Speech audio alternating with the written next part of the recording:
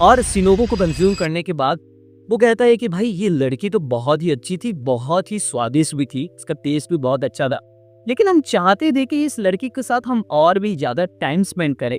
लेकिन इसको बहुत ही ज़्यादा गुस्सा आ रहा था, तो इसे खा लेना ही ज़्यादा सही था।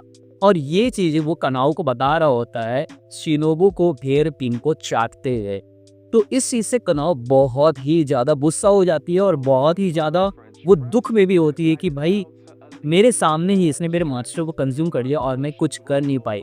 और उसके साथ साथ कनाओ बहुत ही ज्यादा डरी हुई भी रहती है कि क्योंकि उसके अंदर से डोमा का वो पेश है, वो चीज उसके अंदर से जा ही नहीं रही थी, उसके हाथ थरथरा रहे थे और वो एक जगह फ्रीज हो गई थी। लेकिन इसके साथ साथ उसके अंदर एक गुस्सा भी था और उसके मन में एक चीज चल रही थी, मुझे डोमा को किसी भी कीमत पे मारना है और इसे मारे बिना मैं यहाँ से जा नहीं सकती। और इसके बाद कनाव जो होती है वो डोमा पे अटैक करती है, लेकिन डोमा जो है वो उसके अटैक को डॉज करते हुए उस पर फिर से अटैक करता है with the help of snowfall in wilted garden. और इस अटैक को कनाओ भी डॉज कर लेती है और ये देख के डोमा जो है वो बहुत ही ज्यादा सरप्राइज होता है और गुस्से में भी आ जाता है। बस ये सोते हुए वो कनाओ पे लोटस वाइस अटैक करता है, जिसके वजह से कनाओ जो है वो उसे डॉज तो कर लेती है, लेकिन उससे प्रॉब्लम होते रहते।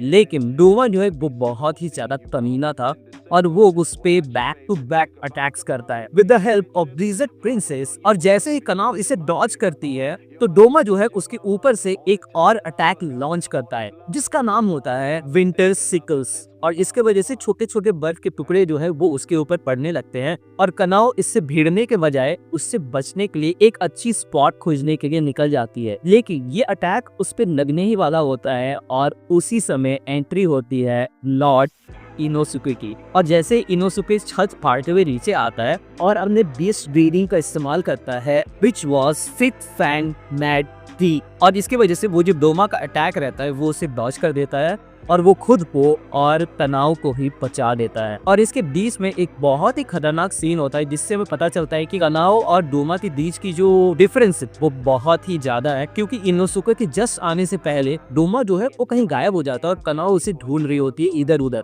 और थोड़ी ही देर में डोमा फिर से वापस आ जाता है। लेकिन उसके हाथ में कनाओ की मिचरिंग स्वॉर्ड होती है और ये देख कनाओ चौंक जाती है कि भाई मेरे हाथ से इसने कब ले लिया। और इसके वजह से डोमा जो है वो कनाओ को टीज करते हुए कहता है कि तुम्हें अपने तलवार को थोड़ी जोर से पकड़नी चाहिए।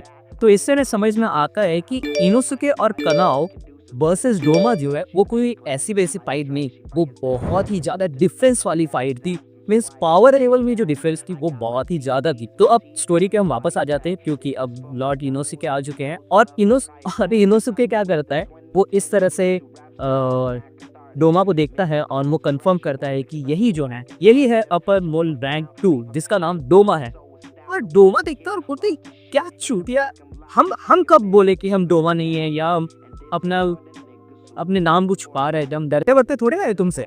तो उसकी बातों काटते हुए इनोसुके कहता है कि लिख के ले लो कि तेरी मौत जो है वो मेरे ही हाथों से होने वाली है।